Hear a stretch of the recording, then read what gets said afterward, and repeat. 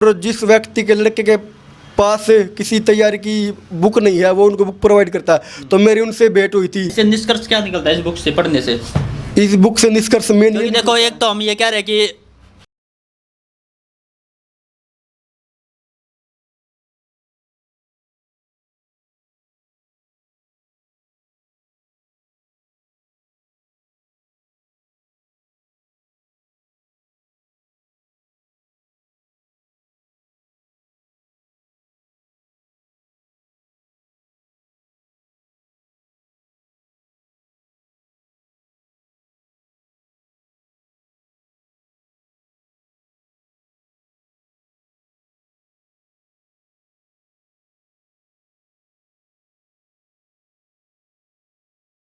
नमस्कार, अनिल के साथ मैं विक्की, और विक्की लेके आया है एक ऐसा कंटेंट जिसको देखकर आप चौंक जाओगे।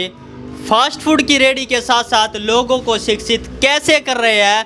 अचंभित करने वाली बात है, एक अपने काम से छोटा सा स्टार्टअप है और उसके साथ साथ दुकान के अंदर किताबें रखी हुई है ताकि जो कस्टमर आए उन किताबों को भी पढ़े फ्री टाइम में और अपना जो खाने का सामान है वो भी लेकर जाए। सारी डिटेल जानेंगे। हमारे साथ पवन जी मौजूद है। किस प्रकार इन्होंने स्टार्टअप किया और ये किताबें रखने का उनके मन में कैसे आया और कैसे लोगों को शिक्षित कर रहे हैं। सबसे पहले पवन जी नमस्कार, हमारे अनोखा प्रयास यूट्यूब चैनल पर आपका स्वागत है। नमस्ते सर। तो ये जो स्टार्टअप आपने नाम रख रखा मोटिवेशन अड्डा, लेकिन बना रहे हो आप चाउमीन, फास्ट फूड, बर्गर, लोगों के साथ क्या धोखा कर रहे हो या फिर शिक्षित कर रहे हो? देखिए सर, सबसे पहले तो मैं आपको कहना चाहूँगा कि कोई भी काम छोटा बड़ा नहीं होता, ठीक है। आज का हमारा जो देश का युवा है वो खासकर जॉब की तरफ भाग रहा है, लेकिन सरकार सभी लोगों को जॉब प्रोवाइड नहीं कर सकती। अगर सभी लोग जॉब के पीछे भागेंगे तो जॉब देने वाला कौन बनेगा सर। इसलिए मैंने अपना स्टार्टअप शुरू किया है, मोटिवेशन अड्डा। चाउमीन, समोसे, ब्रेड, बर्गर बनाता हूँ सर यहाँ पे। और मैंने युवाओं के लिए लाइब्रेरी ओपन कर रखी है सर। यहाँ पर आए और मतलब नाश्ता पानी करे और साथ फ्री टाइम में यहाँ पे किताबें पढ़े। Rich dad poor dad, the power of subconscious mind, ये सभी मेरे पास बिजनेस की बुक है सर यहाँ पे। आपने मोटिवेशन अड्डा नाम रखा, आप अपने नाम से भी तो रख सकते थे। पवन फास्ट फूड कॉर्नर रख लो, और कुछ रख लो, बच्चों के नाम पर रख लो, भगवानों के नाम पर रख लो। ये मोटिवेशन अड्डे का कैसे मन में आया ये? देखिए सर, आपने सुना है MBA चाय वाला है, ठीक है। उसने शुरुआत में बहुत लोगों के ताने से, क्योंकि वो भी शिक्षित पढ़ना चाहता था और जॉब करना चाहता था, लेकिन उसके मन में आया अगर हम सभी लोग जॉब के पीछे भागेंगे तो जॉब देने वाला कौन बनेगा। इसलिए उन्होंने अपने एक स्टार्टअप शुरू किया था, MBA चाय वाला। आज पूरी दुनिया में लोग उसको जानते हैं और किस तरह से वो आगे बढ़ रहा है। इसलिए मैंने सोचा कि क्यों ना मैं अभी अपना स्टार्टअप शुरू करूं।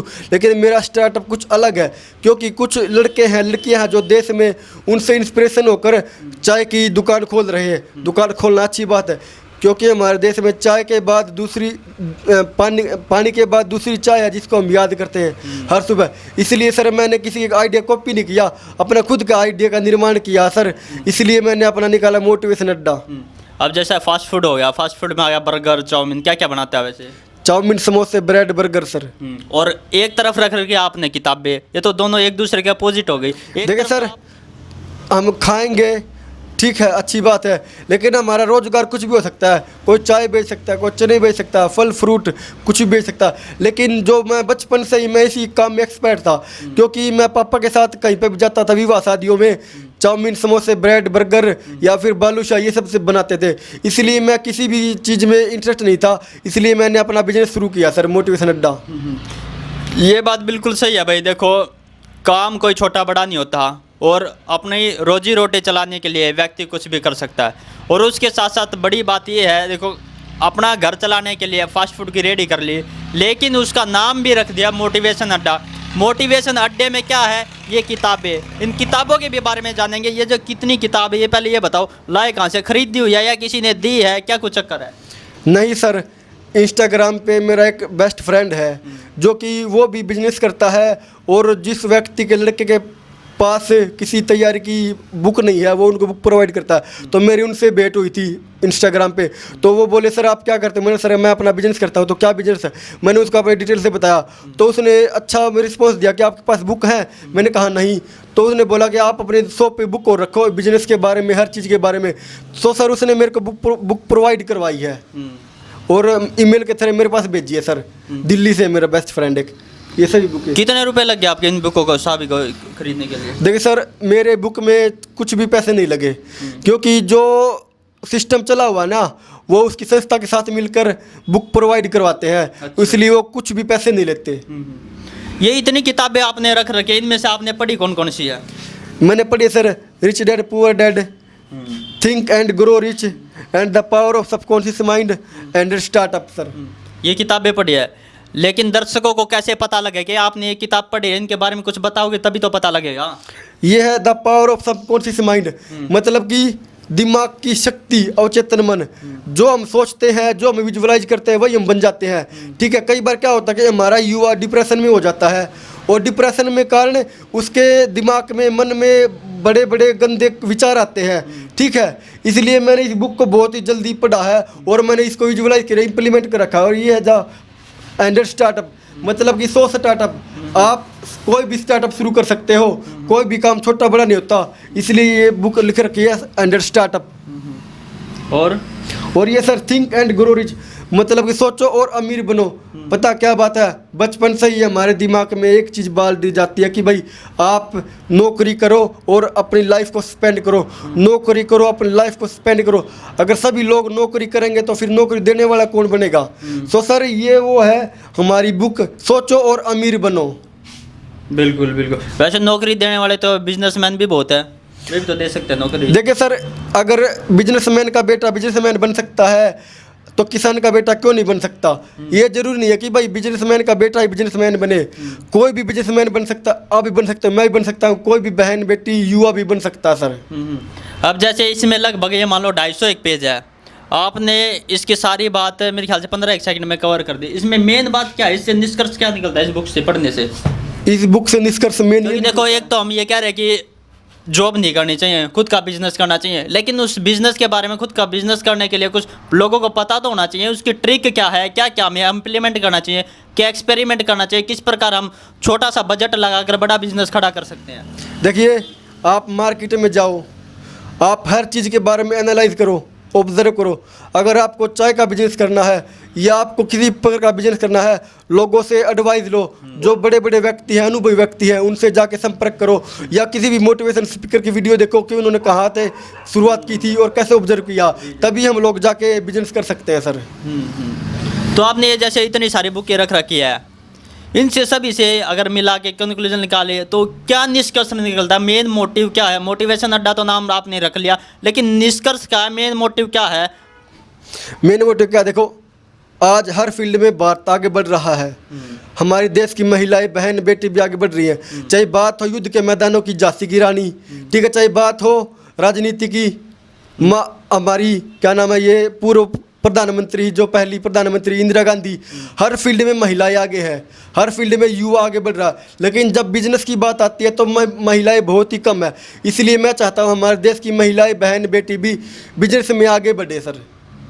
वो बात तो ठीक है, लेकिन आज का आपको क्या लगता नहीं, जो ये नारे बने हुए बेटी बचाओ बेटी पढ़ाओ, ये सिर्फ नारे ही बन के रह गए, लेकिन आज भी महिलाएं जहाँ तक देखा जाए कि सुरक्षित नहीं है। हाँ सर, ये तो है।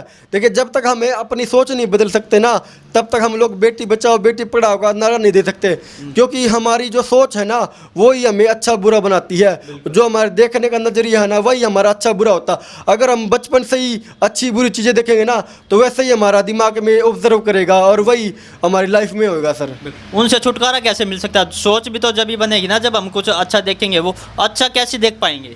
देखिए, सबसे पहले जो हमारे छोटे युवा है ना उनको बुरे लोगों के पास जाने से रोको, और उनको कभी फ़ोन मत दो। उनको जितने भी हमारे महान पुरुष हैं, भगत सिंह, राजगुरु, सुखदेव, चंद्रशेखर आज़ाद, उनके बारे में पढ़ाओ। ठीक है, उनको बचपन से एक चीज़ डालो, आप बिजनेस कर सकते हो, हर फील्ड में जा सकते हो आप, लेकिन आप एक फील्ड ऐसा चुनो जिसमें आप सबके मास्टर हो। ठीक है, उसको बचपन से ही जो हमारा डायरेक्शन देना पड़ेगा। ठीक है, जो उसका माइंडसेट है ना, क्योंकि बचपन से ही हमारे युवाओं का माइंडसेट गलत संगति में चला जाता है, और बड़े होने के बाद फिर वो वैसे ही हरकत करते हैं जो और लोग करते हैं। तो हमें बचपन से ही उनका माइंडसेट अलग करना पड़ेगा, कुछ कोऑपरेट करना पड़ेगा हमारे पेरेंट्स को, जो उनके माता पिता हैं, उनके भाई बहन हैं। अगर एक पिता एक छोटे बच्चे के सामने दारू पीता है, गाली देता है, तो बच्चों वही ग्रहण करेगा, तो आगे जाके भविष्य में पेरेंट्स को ही दिक्कत होगी सर, और वही दिमाग पे पड़ेगा असर। एक बात बताओ, अब जैसे आपने मोटिवेशन अड्डा नाम रखा है, साथ में किताबें रख रखी है, लोग ये कह रहे हैं कि पढ़ाई करो पढ़ाई करो। गरीब व्यक्ति होता है वो अपने बच्चों को पढ़ाई पे ध्यान दे लाता है। जो बिजनेसमैन होता है ये आता है कि आप बिजनेसमैन करो, बिजनेसमैन बनो, बिजनेस की ट्रिक बताता है। लेकिन पढ़ाई क्यों ज़रूरी है और बिजनेस में क्यों ज़रूरी है? क्योंकि हम ये सोचते हैं कि बिजनेस करके अच्छी नौकरी मिल जाती है। देखिए, पढ़ाई भी ज़रूरी है, क्योंकि जब तक हम लोग पढ़ेंगे नहीं ना, तब तक हम लोग कुछ भी नहीं सीख सकते, ठीक है। और बिजनेस की बात, हम हर फील्ड में जा सकते हैं, लेकिन नौकरी देने वाला ही बनना हमें, क्योंकि हमारा भारत विश्व गुरु था, विश्व गुरु है, विश्व गुरु रहेगा। पहले के समय में भारत में इतना सोना चांदी था, क्योंकि जो अंग्रेज आए थे ना, वो हमसे सोना लूट कर ले गए। लेकिन अब हमारा भारत देश सोने की चिड़िया बिल्कुल नहीं है। अब हमारे देश के युवाओं को एकत्रित होकर इस बात को फिर से सोने की चिड़िया बनाना है। और मैं चाहता हूँ एक उधर भी कीजिए, भगत सिंह, राजगुरु, सुखदेव। 23 वर्ष की उम्र क्या होती है?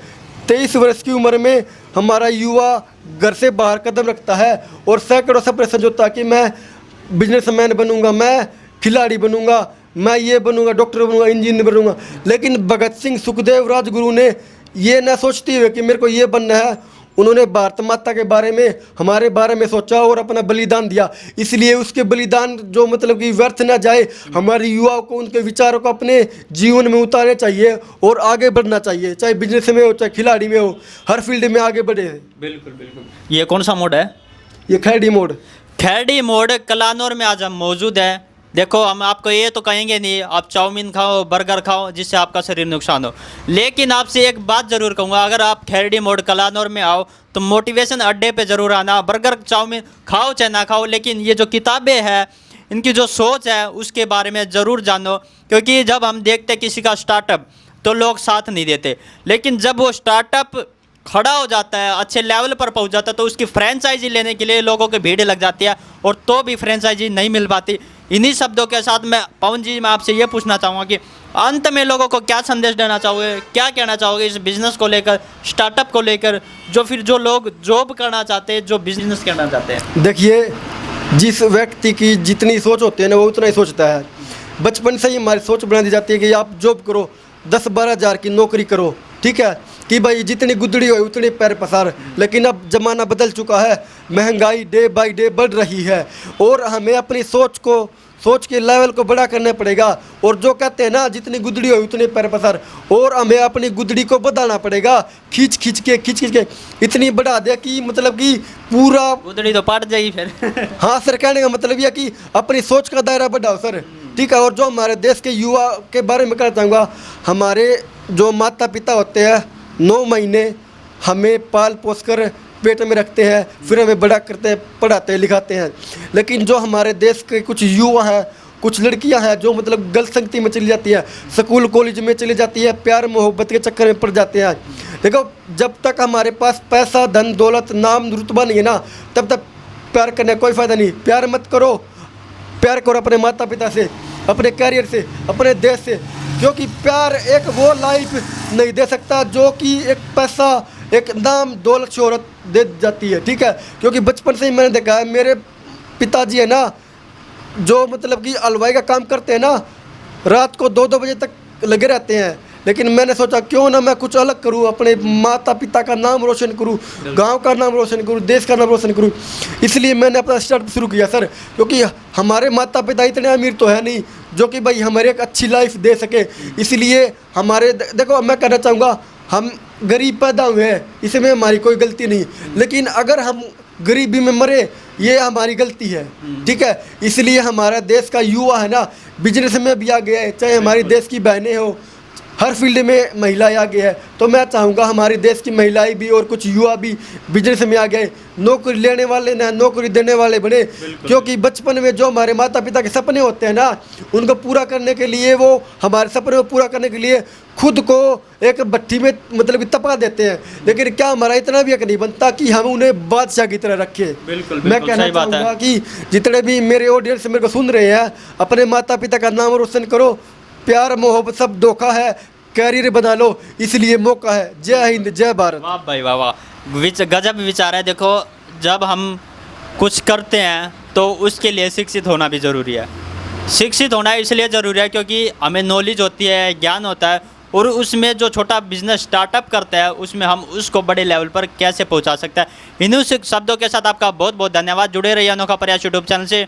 वीडियो को लाइक करो, कमेंट करो, शेयर करो, और फेसबुक और इंस्टाग्राम का लिंक डिस्क्रिप्शन में मिल जाएगा, जाके उनको भी फॉलो करो। बहुत बहुत धन्यवाद। जय हिंद, जय भारत।